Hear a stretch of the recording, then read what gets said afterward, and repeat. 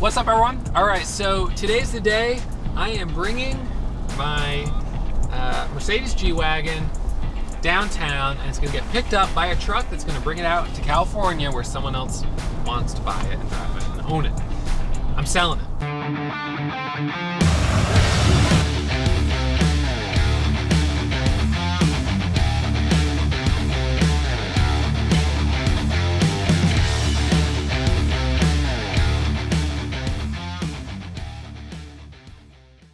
You know, I've had this car for a little over a year, and on the one hand, I was really excited when I got it.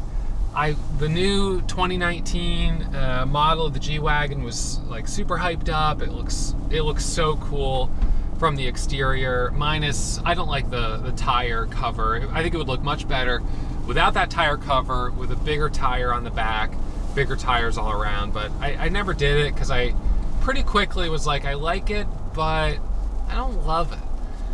And I was a little disappointed. I've been driving a Range Rover as my daily driver before I got this, and the Range Rover's so much nicer. I don't even like to say it because this was more expensive. It is a nicer car. It's a rarer car. I almost never see. I've seen in the area where I live a small handful of other G Wagons. Most of them are older G Wagons. One black one that's a G63, but really hardly at all. So you stand out. Well, bright red, I definitely stand out. I got a speeding ticket on my drive home from the dealership when I first got it. It was brand new. But let me talk about the couple things I don't like about this car. The first one, and it drives me absolutely crazy, is that by default, every time you turn the car on, it has lane assist enabled and you cannot turn it off. That means if you tap the yellow line, it's going to slow down the car and steer it in like that. Now, that's incredibly intrusive to me. Now, I'm about to go around a turn here. This turn, not uncommon for me to tap it like this. On a snowy day, it's going to brake and go like that. And just like that, if it's snowy, I'm going into the guardrail. And I don't want that. I don't need that. I don't like it. I've been driving for long enough that, I don't need the car steering for me, and I don't need it braking for me. I've had a couple times where I've come up behind a car and I'm going to go around in the breakdown lane to pass him, and all of a sudden, boom, it's slamming on the brakes. I'm, right up against the seatbelt, and I'm just like, God dang it. It's like having a driving instructor next to you and slamming on the brakes and steering you back into your lane every couple minutes. I don't like it. And I can't turn those off. Now, the driver, the braking, the lane departure you can turn off, but you gotta do it every time you get in the car. To the point where I actually started putting a sticky note right here in front, turn it off, because it was just so disruptive. One last example. Had a time where I was driving, there's someone riding their bike right along the side of the road. I go to steer into the breakdown lane, and I'm actually gonna do it right now. I'm gonna put my blinker on here. There's a woman walking. I don't want to hit her, obviously. But my concern was that the time it happened with the bicycle, I go to try to cross the lane. Because I didn't use my blinker, it puts on the brakes and steers me back in. And I don't want to hit someone on a bike. I'm crossing the lane for a reason. So that's been a big pet peeve for me. The second is that this thing, it drives like a truck. And I guess I should have known that getting into it. It's a G Wagon, but I drive on the highway a lot, and I don't really feel super comfortable driving this more than 75 miles an hour. I mean, and even in some of the areas where I would typically go 75, 80, maybe a little faster in the Range Rover and feel comfortable totally. In this one, I'm like, have two hands on the wheel, because it just doesn't, it's not as smooth. It's not as steady. The suspension it's bumpy. You feel every bump. I think it would be better with smaller rims and fatter tires, but again, I decided I didn't want to do that.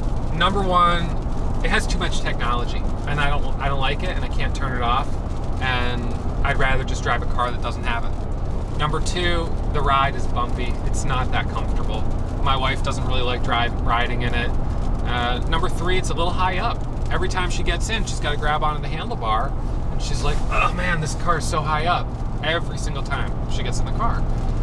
The Range Rover has air suspension, and it has the access height. You press the button and you come down to, like, it looks like a low ride, and you're right at the ground level. It's easier to get in and out of. The back seat is more comfortable. We have a car seat, and so the car seat fits much better in the Range Rover than in here. So, you know, the third one is comfort.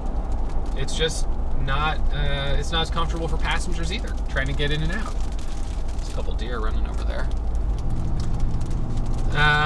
The fourth one, and call me spoiled, but all my other cars that I've driven recently have had soft closed doors. So those are the doors where you close it a little bit and it closes the rest away yourself. These doors are heavy, and they don't have soft close. So you have to slam it. Maybe my muscles have atrophied from all the years of driving a soft closed door car, but man, I feel like every other time I close the door, I gotta give it a second try because I didn't get it all the way. Because these are the old-fashioned doors, you hear those locks, they're like metal, solid. It doesn't automatically open when you walk towards the car. So you gotta fumble in your pockets with your handful of groceries or a toddler in your arm and grab the key.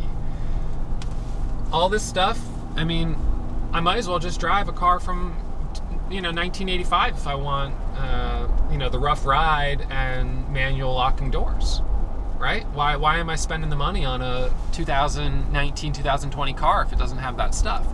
But then it has the stuff that's intrusive, like the technology. Give me the stuff that makes life convenient, not the stuff that makes me want to sell the car. So I'm selling the car. And I have no regrets on it. I think someone else will probably love it. It's a cool car. I'm actually going to do well on the sale of it because they're holding their value really well. The used ones, and this only has like 7,000 miles on it, the used ones are selling for the same amount that I paid for this brand new. This is a color that they didn't make a lot of or haven't made a lot of yet. It takes a while to order it, and so, hey, that works for me. I'm happy to sell it. Someone else will be happy to drive it and own it for a while, and I get to get into something that's a little bit more fun. So the only question there is, what's it going to be? Well, you guys will have to stay tuned, but it's going to be something a little older. It's not going to be newer. It's going to be older. I'm going older. All right, so that's it for me. I'm gonna meet this truck driver. He's gonna pick up the car and take it out to California, where it's gonna hopefully live a really nice, happy life. All right, Big Red, wish you the best. What's up, everyone? All right, well, if you made it to the end of this video, you must also be a tire kicker just like me. So hit that subscribe button and come over to tirekickers.com to check out some articles that I've written about some of my favorite cars, including that 23 window 1961 VW bus.